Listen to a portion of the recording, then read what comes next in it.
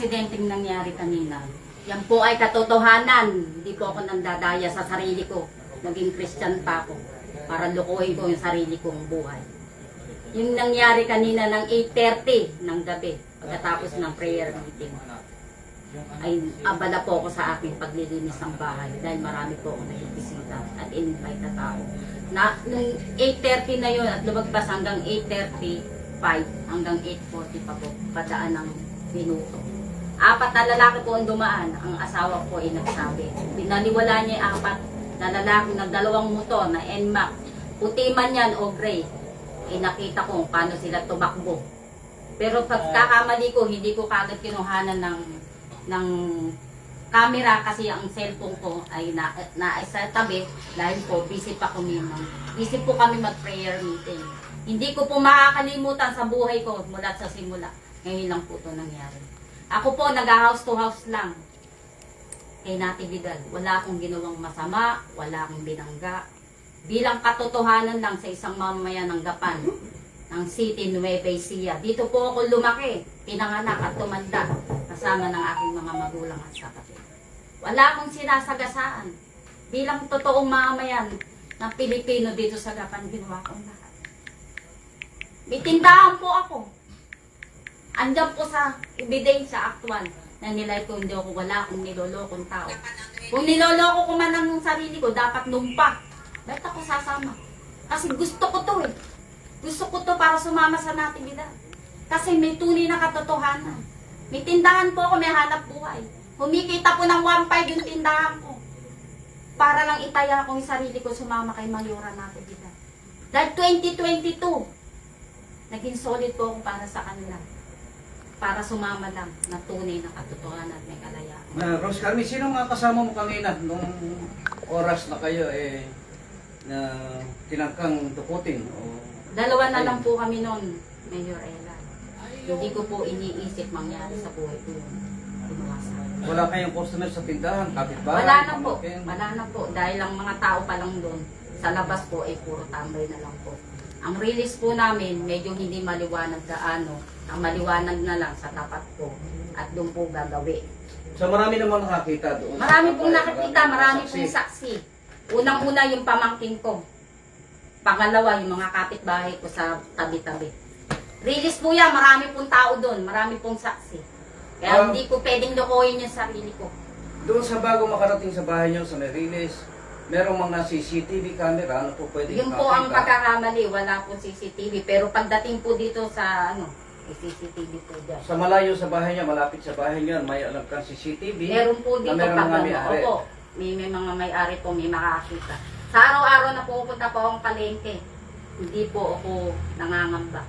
Pero itong nangyari ko sa buhay ko, hindi ko sukat akalain nangyari ko sa buhay ko. Bakit ganito ang nangyari? Isa lang po akong simpleng mamamayan. Isang simpleng nakatira sa Gapan. Akala ko may payapa. Oo, tama, sumama ako sa Natividad. Kasi ginusto ko eh. Maluwag ang puso kong ginusto ko. Sabi ko nga, may sarili po akong tindahan. Ba't ko tinaya? Hindi ko tinaya. Kundi sariling puso na pinaglalaban ko yung sarili ko. Kailan pa? Hindi ko sukat akalain ko. Dito po sa Gapan po ako tumanda. Paano talaga ang unang pangyayari hanggang ikwento mo sa amin kung maaari yung umpisa ng pagdating ng mga tao at kung ilan, kung ano ang ginawa sa'yo? Una po, nagtangka silang bibili. Kasi naman po ako busy. Nung bibili ko, pero nangamba na po ako kasi nga merong usa-usapan pong gano'n. Buti na lang po, ang bintana ko harapan, ang pintuan nasa gilid. Malabo po kagad akong masakol. Nung dudukutin na po ako, at sabi ko, bago nila akong dudukutin, tinutukan kagad nila ako na wala namang kalaban-laban. Buti na lang bumita po akong ganyan. Kung hindi, paano na? Ano na itinutok sa'yo? May clean baril, mahabang baril? Maiksi lang po. Ilan ang tumutok naman sa'yo? Bali, isa lang po. Yung ibang kasama, Nakaabang lang po sa labas. nakita mo may mga kargada rin na baril. May kargada po, may mga bag. May mga bag na itim, nakabonet lang po sila. So kung makikita mo yung itsura ng tao, kahit nakabonet, pagka yung Yung boses, pong katawan, kaya ko pong, yung boses po, kaya ko ding pag naiharap namin sa'yo, Opo, makikilala kaya mo. ko pong maipaliwanag yung boses. Opo, pati katawan, pati yung ulo niya, pati mata po niya.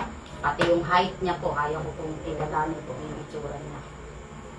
Ako pwede namin pa-drawing yung photographic sketch ng Opo, kahit nakakabolit lang siya, makikilala ko po siya sa mata. Saka yung ayos ng katawan niya. May anak ako eh. May anak po ako at may apo. Nandito po kami ngayon sa Pabuan, Gapan City. At inalis namin si Rose Cami doon sa kanyang pwesto, sa kanyang tindahan. Dahil alam naman natin, mga traidor itong kalaban dito. At yung nangyayari sa kanya, dati naman nangyayari na rito. Pero ito po ay isang pagpapatunay kung anong klase yung mga taong nasa kabilang partido. At iba ang talagang ugali, iba ho ang talagang mga ginagawa. Pero ito kailangan matigil, wag sana magpagamit yung mga kapulisan, wag magpagamit yung barangay, at huwag kayong manghiram ng tapang doon sa mga ibang tao na nag-uutos sa inyo. Ang eleksyon, paramihan ng boto to, paramihan ng tiga-suporta, hindi takutan, hindi patapangan, hindi patayan. Kaya dapat dito, kailangan natin ay respetuhan at yung ating mga ganitong kababayan, kadistrito, ay ginagalang, hindi dudukutin, hindi pupunta sa bahay at tatakutin. Paano na yung buhay ko? Malisin na lang po akong nakadala. Kasi alam ko, payapa daw po yung Gapan. Araw-araw po ako nasa palengke. Nagpo-post lang po ako ng video para kay Mayora. Pero ba't kailangan gawin sa akin yun? Bakit kailangan gawin sa akin yun? Hindi nyo ba alam na lahat tayo nasa Gapan? Kailangan tingnan nyo muna yung paligid natin. Simple lang po akong tao. Simple lang po akong tao na namamalengke, may tindahan na maliit. Wala pong nag-uutos sa akin. Hindi pa akong bayaran. Isa po akong tunay na tao dito sa inyong harapan. Oo, tama, makapangyarihan sila. Hindi nyo ba alam? Kailan kayo tatahimik pagpatay ka na? Pag-ala ka ng buhay? Ah? Ang dami niyong nanonood. Ang dami niyong sinasabi sa akin. Bakit ikaw? Hindi niyo ba alam ano buhay mo sa susunod na araw? Ha? Bakit? Isa ka ba rin totoong tao? Pinaglalaban mo ang sarili mo? Ano yung pinaglalaban mo? Mali? Ha? Natutuwa ka na may pinagbabantaan? Natutuwa kayo? Ha? Kilala ako ng buong Riles. Kilala ako ng bayanihan kung sino ako. Ala akong binabagang tao. Nasa loob ko lang, nasa puso ko na tumulong kay Mayora. 2022 pa po nila akong kasama kay Doc Omel. Paano ang buhay ko kung patay na? Magising sana po tayo. Wala akong pinapanigan. Kusang loob sa puso ko na lumaban. Ipagtanggol ko yung sarili ko at lalo na ang mga tao. Kung ako bukas makalawa, wala na akong buhay. Sino pa susunod? Kumakampi kayo sa mali. Kakampi pa kayo habang buhay. Buhay lang to, tama iisa. Pero sa Panginoon, grace ang buhay ko. May ikalawa po tayong kamatayan. Pinaglalaban ko to, hindi sa sarili ko lang. Sa buong Gapan. Hindi ko wawasakin ng buhay kung mag-media o sino titigin sa akin. Masarap mabuhay ng simple at tahimik at masaya. Hindi ko kailangan ng kayamanan o pera dahil masaya na ako kung anong ginusto ko. Yan po ang aking kaluwatan. Andito kami ngayon, Rosemary, at kung handa kaming damayan ka, at kailangan bantayan, kung kailangan samahan, pangangalagaan namin ang iyong kabuhayan, ang iyong magiging ordinaryong mamamayan. At huwag kang mag-alala, basta tutuloy natin yung laban, tuloy natin yung ating Lalaban po ako. Maraming salamat at nakita niyo po yung Hindi ako papatinag. Hindi ako pinanganak dito sa Gapan nang mamamatay nang wala akong justisya. Hindi ako nagpapagamit. Buhay ko nakataya. Hindi buhay nila. Buhay ko. Simple lang po ako dito. Paano pa ang bukas? Pag wala ka na. Paano pa ang bayan mo? Pag wasa ka na. Nasaan? Kayo lahat, nasaan kayo? Masaya ka sa kinuupuan mo? Pinagtatawanan mo ko? Okay lang pagtawanan mo ko. Okay lang. Darating din ang araw, panapanahon mo. Panapanahon yan. Tandaan nyo. Hindi ko sasayangin ang buhay ko nang walang katuturan. Pinaglalaban ko ang buhay ko, hindi para sa akin. Tama, simpleng mamuhay na huwag kang makailang. Pero wala akong ginagawa o binabangga. Meron pang pangyayari o tumawag sa'yo, nagbanta bago mangyari ito? Marami na pong umaaligid sa akin. Meron ba kayong kilala na nagsalita sa inyo, nanakot o sabi na lubayan yung pagsabi? Meron na po, mga utility po sa Riles. Pwede bang sabihin yung mga pangalan para malaman natin at malaman din ng mga Unang-una po Mga yung nanonood. kanina, na may tinakot na po isang babae ng kahapon po na tinakot. Sino ang nanakot? Ano pangalan? Ang pangalan niyo po, nasari, hindi pa privacy ko na lang yung pangalan niya. Kasi- Kapit-bahay ko lang po siya. Sino naman yung tinakot to? Yung kasama ko lang na dalawa lang po kami angel. Ano naman ang pangalan ng isang kasama niyo pa? Si Kat-Kat po. Yun po, tinimbre na nila mismo. Na sinabi niya, actual, nasa harapan ko ng tindahan ko. Tinimbre na kita. Tama ba sabihin? Nilalagay niya sa kapahamakan ng kapitbahay niya. Ilan yung anak nun? 4. Bakit kailangan tinimbre ka na? Sabi ko doon sa babaeng nagsalita. Sino ho yung nagtimbre sa inyo nagsasabi na tinimbre na kita? Ano ang pangalan? Ang pangalan niya Aling Emma. Aling Emma. Kapitbahay lang po yan. Kanginong tao naman din itong Aling Emma? Sa kabila po yan. Heavy po yun.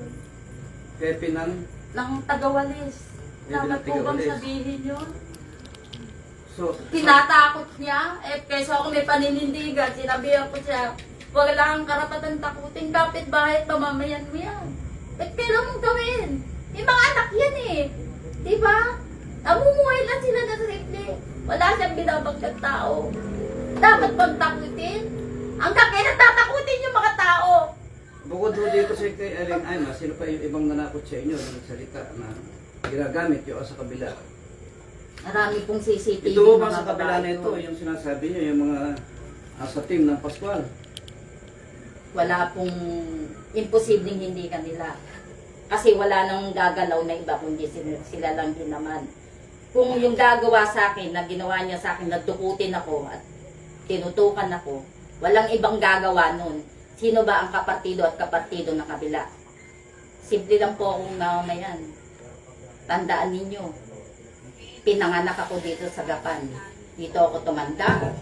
Kung ako man mamamatay sa inyo at kayo ang gagawa, ang tao na po husga sa inyo pag ako'y nawala. Mga kaibigan, ang malinaw naman dito, ang magkalaban lang sa partido, aktibidad, at sa kabilang partido, hindi umano mga Pascual. Kaya doon po sa mga pangyayari, mababasa na natin yung mga sitwasyon sa kanilang mga ginagawa at mga pananakot. Kaya yung sana itong ating pagsama-sama sa house to house at pagsama-sama doon sa ibang lakad, eh kailangan din po mag-ingat.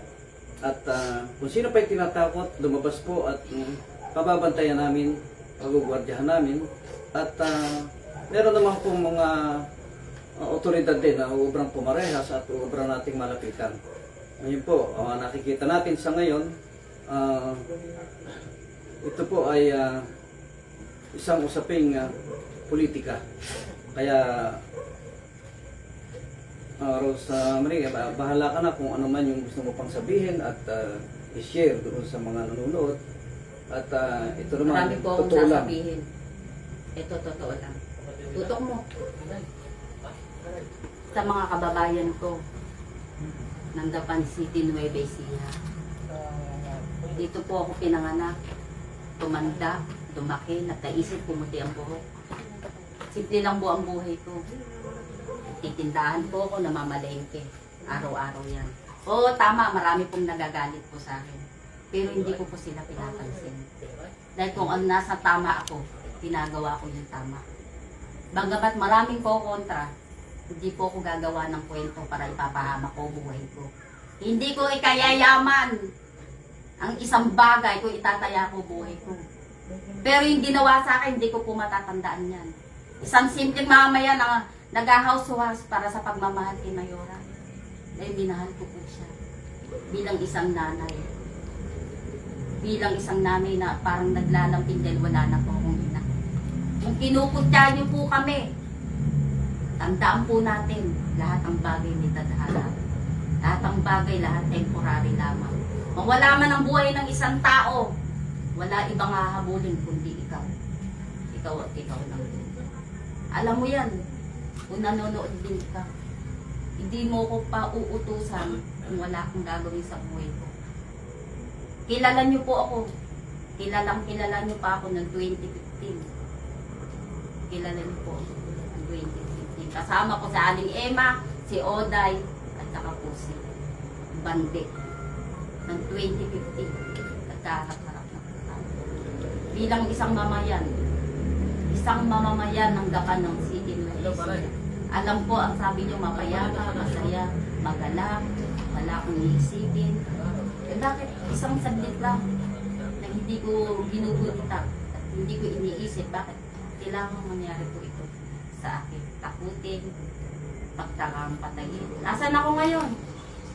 Dapat bang gawin na malaya ako? Nasaan po ako? Dapat ba bang mangyari sa ibang tao o kailangan pagpagising mo nakadyari pa na? Dapat po bang ganon? Yung ba pinaglalaban natin? Rosemary, kailangan siguro magkaroon tayo ng blatter for the record at subukan natin na pagkatiwalaan yung ating kapulisan at yung ating pong mga gagawing pagsusumbong kahit doon sa kabanatuan sa headquarters kung hindi man dito sa Gapan City. Alam ko malabo na tulungan ka sa barangay kahit blatter lang dahil nadidiktahan. Kaya ubrang doon naman sa ibang ahensya tayo, ubrang lumapit. Kaya Hindi ko makakalimutan yung sana po, barangay. Isa po sa barangay din, inaano po nila kami dyan. Mga bastos po sila. Kung pagsabihan kami, ampas lupa po kami. Wala barangay kami. ng saan mo yun? Yan po sa San Vicente. Hindi ko po makakalimutan po yan. Sino bang kapitan ng San Vicente ngayon? Kapitan Insulto. So, siya mismo Yung po, nagsasabi hindi o po yung siya, mga yung tauhan niya? mga tauhan lang po. Barangay Tanod ba? Yung mga O utility sila? po doon. Ah, Bakit utility. kailangan? Bakit kailangan pag sabi, kutsain ka? May pangalan ba kayo ng utility na nakausap? Hindi ko na po inalam yung pangalan. Dahil alam ko naman kung sino siya. O sige, di bukas ano na lang tayo, mag-blatter at mag-report tayo. Tingnan natin kung ano magiging action ng mga kapulisan. Salamat. Maraming salamat na. Ingat din po kayo.